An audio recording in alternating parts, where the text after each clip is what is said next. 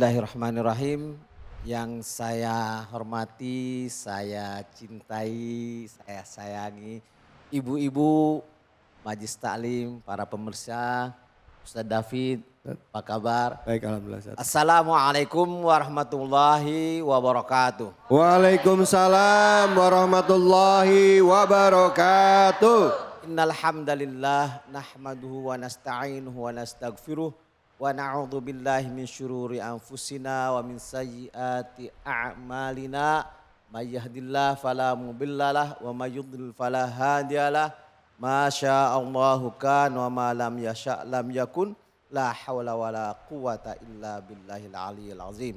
Qala Allah ta'ala fi kitabihil aziz wa biqaulihi yahtadil muhtadun. A'udzu billahi minasyaitonir rajim. Wa wassaynal insana biwalidayhi hamalatu ummuhu wahnan ala wahnin wa fisaluhu fi amaini anishkurli waliwalidayka ilayyal masir. Dalam hadis dikatakan ada 3 dosa besar, yaitu al-isyraku billah, uququl walidain, wazur. Zur itu syahadatul zur dan qauluz zur. Ibu-ibu yang dirahmati Allah Subhanahu wa taala, bahwasanya di dalam Islam pertama kali yang disentuh adalah pendidikan. Maka ayat yang pertama diturunkan adalah Iqra. Situ bacalah. Dari baca itu kita memulai pendidikan. Namun demikian pendidikan juga ada tata cara dan ada metodenya. Dan harus dilakukan dengan niat ikhlas, tulus dan kasih sayang. Maka ada beberapa hal yang harus kita mulai untuk mendidiknya kepada generasi kita. Tadi sudah dibacakan oleh qori kita, qoriah kita. Di situ dan sudah diterjemahkan, dibacakan terjemahnya. Di situ Luqman. Luqman ini adalah Habibullah.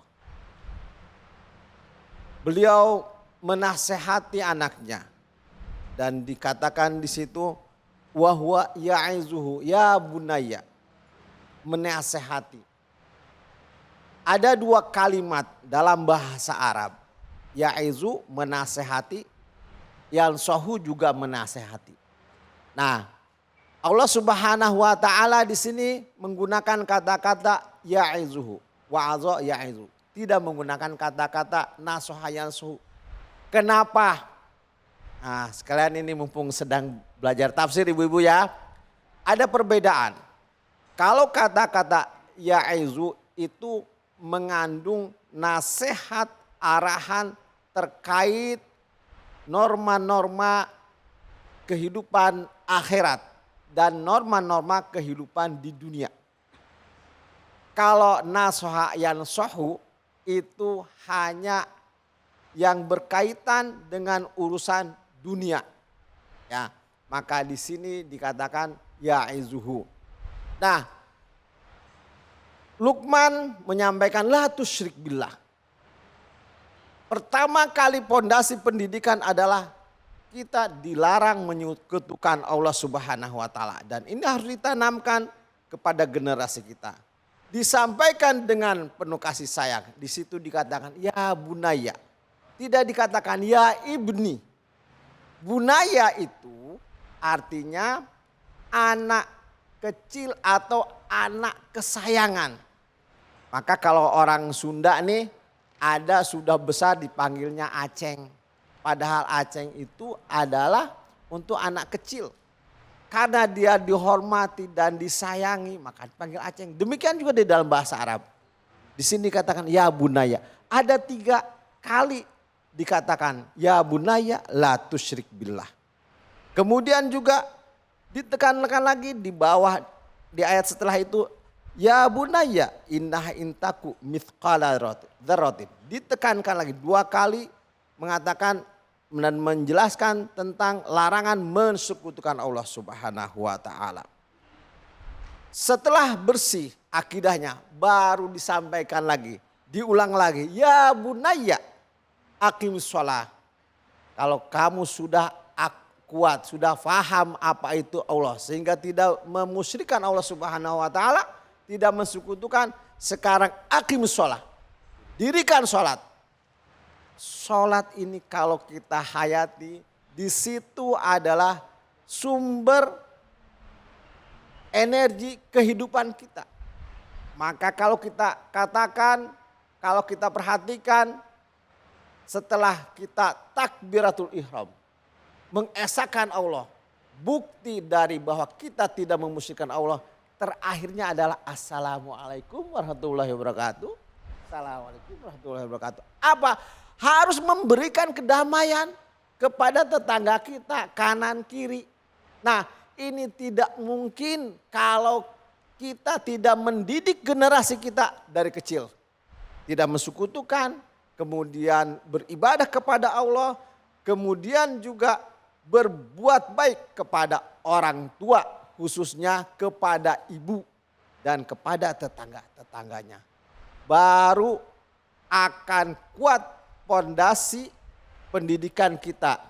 Maka kalau ini sudah berjalan, bolehlah berharap dan terciptalah dzurriatan. Rabbana hablana min azwajina dzurriatan. Qurrata ayun. Pada pengajian yang lalu pernah dibahas arti qurrata ayun. Nah, qurrata ayun tidak akan pernah tercipta kalau kita tidak mulai mendidik anak kita dikenalkan dengan norma-norma kehidupan akhirat dan kehidupan dunia sehingga dikorelasikan. Karena sesungguhnya kita di sini adalah kehidupan yang permulaan, baru start ibu-ibu. Nanti kita akan meninggal, sesungguhnya meninggal itu adalah pergantian perpindahan ruh kita. Apa yang kita lihat sekarang ini itu jasad, casingnya saja. Ya, maka kalau ahli tasawuf misalkan ditanya seperti apa bentuknya Ustadz David. Itu, tidak terlihat. Karena mereka melihat bahwa yang dilihat itu ada ruhnya Ustadz David. Gitu. Nah, karena kita yakini bahwa yang kita pakai ini Allah meminjamkan jasad kita, maka bisa rusakan, bisa borokan tuh, bisa luka kan. Tetapi ruh hati kita harus tetap dijaga. Nah, ini jadi tanamkan pendidikan kepada generasi kita sejak kecil ya. Dengan 3 norma itu, jangan syirik kepada Allah Subhanahu wa taala, mendirikan sholat dan berbuat baik. Demikian ibu-ibu, semoga ini menjadi introspeksi diri pada kita semua. Wabillahi taufiq wal hidayah. Assalamualaikum warahmatullahi wabarakatuh.